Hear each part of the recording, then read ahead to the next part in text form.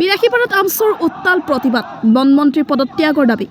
নগাঁও জিলাৰ লাওখোৱা অভয়াৰণ্যৰ বনাঞ্চলৰ বনকৰ্মীৰ গুলীত নিৰ্দোষ দুই ভাতৃক নিহত কৰা ঘটনাক কেন্দ্ৰ কৰি আজি দিনৰ 2 বজাত বিলাসীপাৰাত জিলা আমচুৰ ছাত্ৰসকলে বিলাসীপাৰা গান্ধী চকত উত্তাল প্ৰতিবাদ সাব্যস্ত কৰে লগতে বনমন্ত্ৰী চন্দ্ৰমোহন পাটোৱাৰীক নৈতিক দায়িত্ব স্বীকাৰ কৰি পদত্যাগ কৰাৰ দাবী কৰে অসম চৰকাৰৰ হাই বন বিভাগ বনকৰ্মীক শাস্তি দিয়ক ইত্যাদি শ্লোগানেৰে বিলাসীপাৰা গান্ধী চকৰ আকাশ বতাহ কঁপাই তুলি বনমন্ত্ৰীৰ পুত্ৰলিকা দাহ কৰে আনফালে গান্ধী চকত যান-জঁটৰ সৃষ্টি হোৱা বিলাসীপাৰা আৰক্ষীয়ে আমচুৰ সদস্যসকলক আটক কৰি থানাত আবদ্ধ কৰি ৰাখে প্ৰতিবাদী কাৰ্যসূচীত প্ৰাক্তন জিলা আমচুৰ সভাপতি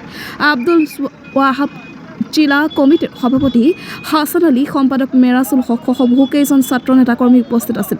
অৱশ্যে পাছত আমচুৰ ছাত্ৰ নেতাসকলক মুক্তি দিয়া হয় বনকৰ্মীৰ গুলীত নিহত ভাতৃদ্বয় জমিৰ আলী আৰু সমীৰ আলীৰ পৰিয়ালবৰ্গক 2 লাখ টকাকৈ ক্ষতিপূৰণ দিবলৈ অসম চৰকাৰৰ ওচৰত দাবী জনোৱা হয় বিলাসীপাৰাৰ পৰা জহিৰুল ইছলামৰ report north east frontier news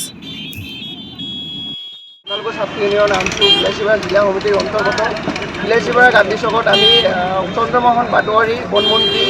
প্ৰতিমন্ত্ৰী দাহ পুতলিকা দাহ কৰিলোঁ কিয়নো যোৱা দুদিন আগত নগাঁও লাওখোৱাত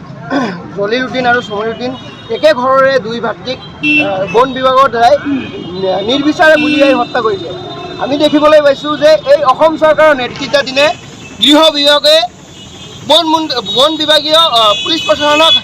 এৰি থৈ দিছে নেকি মুছলমান মানুহক দেখিলে গুলীয়াই হত্যা কৰিব লাগে বুলি অসমৰ আপুৰুগীয়া সম্পদ গড় যি গড়ক সংৰক্ষিত কৰিব নোৱাৰা চৰকাৰে অসমৰ সংখ্যালঘু মুছলমানক দেখিলেই শূন্য দূৰত্বৰ পৰা গুলীয়াই হত্যা কৰে গতিকে অসম চৰকাৰক আমি সকীয়াই দিছোঁ আজি আমি বিলাসীপাৰাৰ মাজমজিয়াত পুতলিকা দাহ কৰিছোঁ অনাগত দিনত এনেকুৱা এই সংখ্যালঘু ৰাইজক যদি নিয়ন্ত্ৰণ নকৰে তেতিয়াহ'লে আমি গোটেই অসম জুৰি এখন জংগী আন্দোলন কৰিবলৈ আমি বাধ্য হ'ম